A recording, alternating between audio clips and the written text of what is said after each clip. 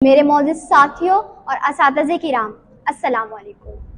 صدر علی وقار پیش کردہ قرارداد ہم آزاد ہیں۔ ہم سے مراد پاکستان میں جیتا جاگتا ہر انسان اور آزاد سے مراد بے خوف، لیکن ہمارے سروں پر تو ہر وقت خوف کی تلواریں منڈلاتی رہتی ہیں۔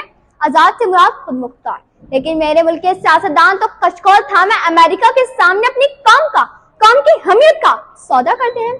آزاد سے مراد کسی کا تابع نہ ہونا، لیکن ہم آج بھی انہی جاگیرداروں، انہی لٹیروں، انہی وڈیروں، انہی جابر، انہی ظالم، انہی بے حس اور بے بس حکمرانوں کے تابع ہیں، تو منطقی اعتبار سے قرارداد ابھی اور اسی وقت مسترد ہوتی ہے۔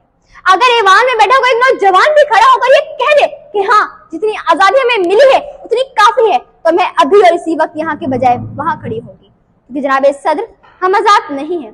اور ایک کس آزادی کی بات کرتی ہیں جس ملک میں واٹر کولر سے لٹکے ہوئے گلاسوں کو بھی زنجیروں میں جکڑ کے رکھا جاتا ہو، اس میں انسان کیا خاک آزاد ہوگا؟ جناب صدر ہم آزاد نہیں ہیں۔ اصل میں حمایت میں آنے والی مقررہ خود کو ڈزنی لینڈ کی پرنسس سمجھتی ہیں، کیونکہ جو کہانی وہ ہمیں سناتی رہی وہ پاکستان تو کبھی ہم نے دیکھا ہی نہیں۔ جناب صدر جس ملک کے سیاستدانوں کی ترقی کا عالم یہ ہو کہ ان کی دولتوں میں دن دگنی رات چگنی ہوتی ہو اور ترقی کا دار مدار یہ ہو، تو پھر میں کیسے کہوں کہ ہم آزاد ہیں؟ صدر علی وقار جس ملک میں حکمرانی اور حکومت کا ڈھانچہ تک بین الاقوامی استعمار نے بنایا ہو، تو پھر میں کیسے کہوں کہ ہم آزاد ہیں؟ جس ملک میں عدلیہ کا سسٹم کسی اور کا لیا گیا ہو، تو پھر میں کیسے کہوں کہ ہم آزاد ہیں؟ جناب صدر اور جس آزادی کی بات کر رہی ہیں اور جن ہری جھنڈیوں کی یہ بات کر رہی ہیں، تو جب یہی ہری جھنڈیاں یوم آزادی کے بعد پیروں تلے روندی جائیں گی اور تب میں ان سے پوچھوں گی ارے کون سی آزادی؟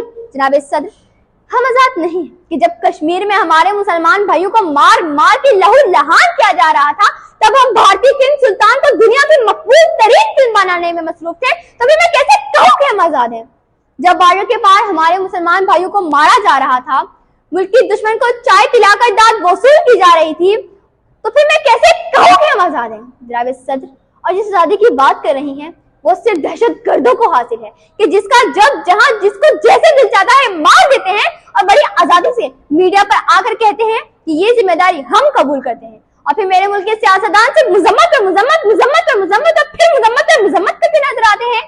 ارے کون سی آزادی جس دیش میں ہر صنف بربادی کے سائے ہوں اور ملک کے ہر کونے میں ظلم و جبر کے بادل چھائے ہوں، تو پھر میں کیسے خود کو آزاد کہوں؟ میں اس دیش کا باقی باسی ہوں جہاں موت خوشی سے آتی ہے، میں خود کو جنازہ کرتی ہوں۔ شکریہ۔